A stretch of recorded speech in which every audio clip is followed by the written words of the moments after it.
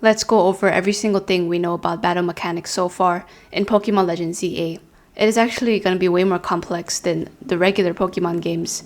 As we know, it's not going to be turn-based anymore. It's just going to be us controlling our Pokemon, which is going to be way more fun and way more spontaneous since Pokemon battles could just go very unpredictable. We don't know what's going to happen. They're actually just going to use their moves on their own will.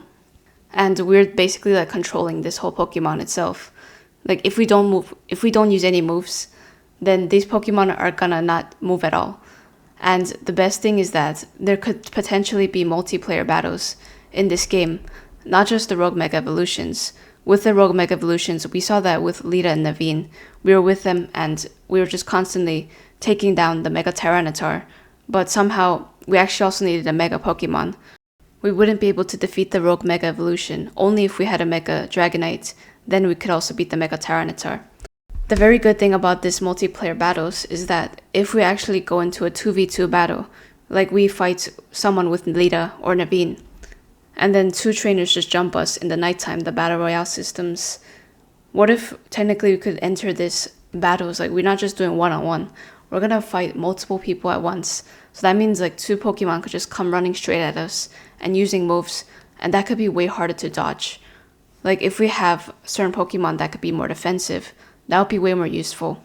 If we had more defensive moves, like I saw in the trailer, the very first trailer of where it's showing gameplay, I saw that Lucario was actually using Protect, and that Protect really banished the shield away. And when the trainer tried to attack us, it wasn't able to. So that was very useful. Like if we could protect ourselves and also the allies that we have. And I wonder how Reflect, like those types of moves that are very powerful that many people use in competitive play. I wonder how Reflect and Light Screen would work. Maybe it could just be a stat boost to ourselves, or we could see it in real-time action, where we are actually reflecting the moves, and we are also becoming more defensed as well. I really think that in this multiplayer system, if it really does happen with the battle mechanics, we should be attacking while our allies should be defending. Or we could defend their allies at the same time, if their Pokemon Mega Evolve. Another thing about battle mechanics is that we know that there's a blue circle indicator that reaches the Pokemon when it uses its move. So it's not just as soon as the move is pressed that the Pokemon would attack. If we use a certain move like Aura Charge or Aura Beam, we have to wait a bit. And in the the bottom right corner, when we use a move, it gets grayed out and it's a shadow. And it is slowly like refilling using like a turquoise bluish color. And as we know, those moves are all displayed correctly in kind of a diamond shape. The way it actually looks very neat in my opinion. Compared to like those blocks, we've always so used to seeing like squares when you battle Pokemon in the battles. We see those types of things, but now it's changed into a diamond. But I don't think in this game, compared to Scarlet and Violet or Sword and Shield, they used to have moves that would say that it is super effective or critical hits, or that if it's not effective. I think now in this Pokemon Legends ZA game, we have to find out for ourselves what the type advantage would be. Like for new starting players, some people may not know what Fairy is strong against, or what Poison is weak against. Obviously, Fire we know is weak to Water, and Water is weak to Electric. But some people may not know that, if they're just starting out. So I feel like this game might be a little bit more difficult if they don't display the type advantages correctly. I think there really will be type advantages in this game, where if you use a move that someone is weak against, then it'll be way more damage. And if you combine it with a Mega Evolution, then imagine how much more power that would be. Like you Mega Evolve and then you use a strong type against it. It's just like X and Y all over again. Maybe the Pokemon could just get too broken, or maybe they might tone down the amount of power that Mega Evolutions have. Because I think it would be too much if Mega Evolutions just got too much power. And we could technically also catch Alpha Pokemon. So imagine Alpha Mega Pokemon. Or a shiny Alpha Mega Pokemon. That would be very cool. Because we're now combining it. Usually in Legends Arceus, that was the generation that introduced Alpha Pokemon to us. But now in Legends ZA, we're getting introduced to Megas. But at the same time, we're combining it with Rogue Alpha Megas. So it's actually very interesting how that would work if you combined all three of those. At this point, you just need one Pokemon on your team. You don't need to use any other Pokemon. Just use the Alpha, Rogue, and Mega Pokemon and you are set. Just don't do any battles forever. But once again, there are cooldown timers for the moves. And once the trainer moves right or left, the Pokemon also follows. So we could just control it ourselves.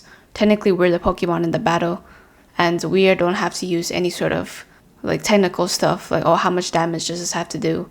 Or how much accuracy will it do? I think accuracy is not really going to be that important in this game, since accuracy is more based on the Pokemon landing it instead of the person. If the person never moves their Pokemon, then there's a high chance that they would still get hit. Even if the accuracy is, or what is it, the evasiveness, like the ability to dodge their moves, even though it's said in the statistics that they are very agile, like let's say they use agility, they could still get hit if you use the right accuracy moves. It is very handy when it comes to positioning, since, with accuracy moves, it's way more accurate. And sometimes the circle will stay in place for the Pokemon to reach it. Like the Onix moves a little bit when it was trying to catch up with us. Maybe this could be related to its speed stat. Like depending on how the Pokemon's speed is, the circle could either move faster or slower. Onix is also known to have not the best stats. So maybe if a Pokemon has higher stats, then the circle could move very quickly and we would be way more quicker and agile in battle. The Pokemon would be more compliant. Wait, speaking of compliance, remember in the traditional Pokemon games, Pokemon gyms, I miss those. I really wish those would come back, but right now, maybe they could come back with Corbeau. We saw the poison type specialties. When the Pokemon gyms, they gave us the Pokemon gym badges. Remember how they said, oh, Pokemon up to level 30 will obey us.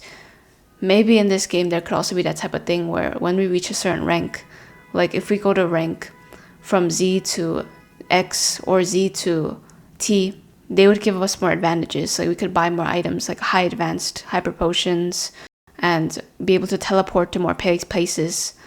If we go all the way to a certain rank, maybe Pokemon could be more compliant with us. And if we're not at a certain rank, Pokemon that are more powerful, like legendaries, or Pokemon that are very high leveled, alpha Pokemon, they won't listen to us at all. Like stuff like they would just not follow us, or they would just do their own stuff in battle. Like imagine if they're not compliant and they would just do their own stuff, or they would not even use their moves when you command them to. That could be a thing if it gets really complex. There's also no more PP from now on, so since ethers are gone, maybe there could be time boosting items where they could diminish the amount of cooldown timers there are for certain moves. There could be like X beats. I think I did see pills, like those types of pill items in the games where you could make the Pokemon have more speed and accuracy so that maybe even if the Pokemon was supposed to miss it, then they could still hit it at the end of the day. So that'd be very cool. And it's very cool that stealth rocks have changed up now. It's very, very cool. I think a lot of moves will also change for the future. Like something like Whirlpool. Maybe the Pokemon could get trapped and they can't be able to move at all. Like imagine if you use Paralyze on a certain Pokemon and you could actually see the electric in the battlefield. Like they just can't move at all. And I think something interesting is that, speaking of status conditions, if a Pokemon gets poisoned, what if they could transfer the poison to us? Like we would get poisoned ourselves too. Since if we go too close, I actually did see Naveen in the trailer. He literally went all the way next to Mega Tyranitar and he got hit by a certain rock move. I'm assuming it was Earthquake or Rock Tomb. And he literally just stood there. Like he was so close to the Tyranitar, 1 inch away from it. And he still got affected. He didn't get affected. He was just nonchalant. He was just chilling there. Like that's funny. I could imagine how funny battles could also get. Like if a Pokemon uses moves on us and they were just standing there. Like in Legends Arceus, there was this huge alpha Pokemon, like Mega. No, not Mega. I'm talking about alpha, like bears. And they literally clawed our Pokemon. And we were right next to the Pokemon, but we never got hurt. But somehow a little fall from a mountain would hurt us. Like just imagine how crazy it would be if we could just not be resistant to any of the moves. Like as soon as we just get into the battle, but we never get hit. Because we just have plot armor once again. I really hope there's more new stuff when it comes to the battle mechanics. As we know, there's only dodging, and it's very cool that Mega Evolution is also charging. Like you can't just use Mega Evolution right away as soon as the battle begins, since that would be way too broken. Like imagine if you could just Mega Evolve non-stop every single battle, like over and over again.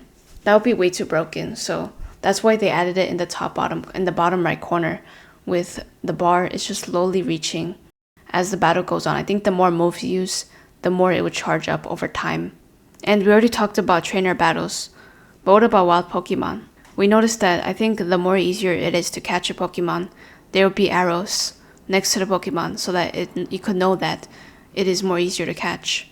And the trainers, if they're lower rank, maybe they could just be less aggressive. But I think trainers with higher rank, like if they're rank B or A, like all the way at the top, it would be very challenging. Like they would use a lot of moves to make sure that you can't hit them, like reflect and defensive moves.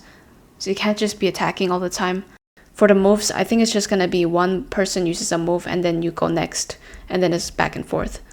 Although it's not supposed to be turn-based, I think they're still gonna keep it that way, since if you use all 4 moves at once, like you spam it, you press those buttons, I think that would be way too broken, so they just kept it so one Pokemon uses a move and then you go next, instead of 2 at once.